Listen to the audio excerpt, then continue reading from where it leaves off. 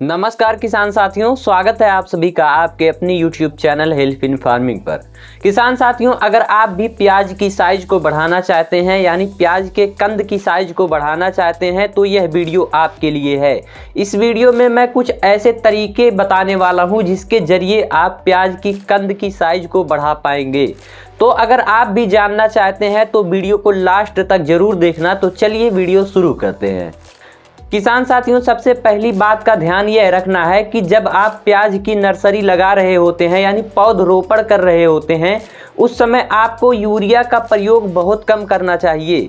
आप फास्फेट को बढ़ा सकते हैं, पोटेशियम यानी पोटास को बढ़ा सकते हैं, लेकिन यूरिया का इस्तेमाल कम करना चाहिए। ऐसा क्यों करना चाहिए मैं आपको बताता हूं। जैसे कि आप सभी को पता है कि यूरिया सिर्फ बढ़ाने का कार्य करता है और हरापन लाता है, यानी उसमें क्लोरोफिल का कार्य करता है।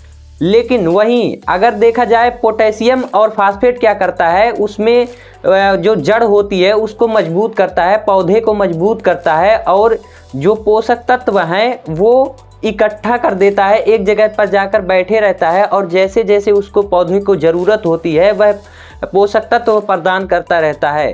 तो अगर आप शुरुआत में ही यूरिया का ज़्यादा डोज दे देते हैं तो क्या होता है, पौधा जो है वो अचानक भागने लगता है, यानी उसकी वृद्धि होने लगती है।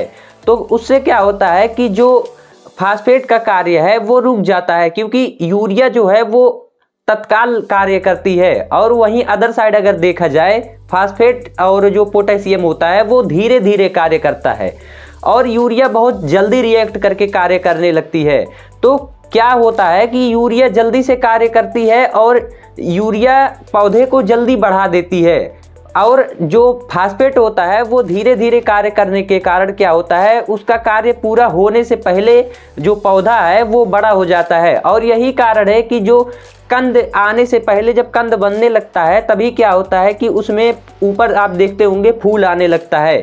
यही कारण है, क्योंकि उसकी वृद्धि जल्दी हो जाती है।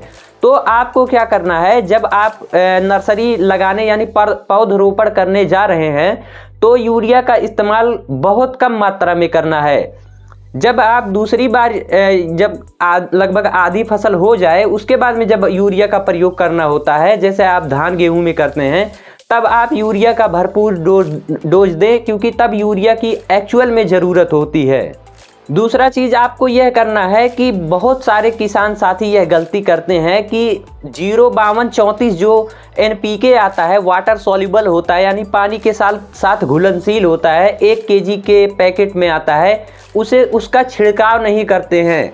तो अगर आप ड्रिप एरिगेशन कर रहे हैं, यानी कि ड्रिप सिंचाई ड्रिप विधि से कर रहे हैं, तब भी आप उसका उपयोग कर सकते हैं। अगर आप फोलियर स्प्रे करना चाहते हैं, यानी छिड़काव करना चाहते हैं, तब भी कर सकते हैं। तो आपको करना क्या है, जब आपके प्याज की फसल जो है वो लगभग 20 दिन की हो जाए, तब आपको 1 kg प्रति एकड़ लेना है 05234 NPK। उसमें क्या रहता है, जो नाइट्रोजन होता है वो नहीं होता है, फास्फोरस 52% होता है और पोटेशियम 34% होता है। तो जैसा कि मैंने बताया, जो वाटर सॉल्युबल NPK आता है 1 kg में 05234, उसे आपको लेना है और 100 से 120 लीटर पानी में उसका घोल बना लेना है और उसका स्प्रे जो है आपको 1 एकड़ में करना है। जब आपका पौधरोपण जो है लगभग 20 दिन का हो जाए तब, और उसी से जब 20 दिन पर आप उसका स्प्रे कर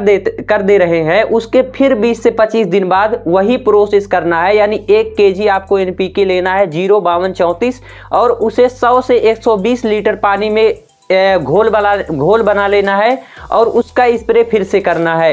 यकीन मानिए किसान साथियों, आपके प्याज का जो कंद है वो सीधा डबल होगा। अगर आपको यह वीडियो पसंद आई हो तो इसे लाइक करें, सभी किसान साथियों के साथ यह वीडियो साझा करें जिससे उन्हें भी हेल्प हो सके।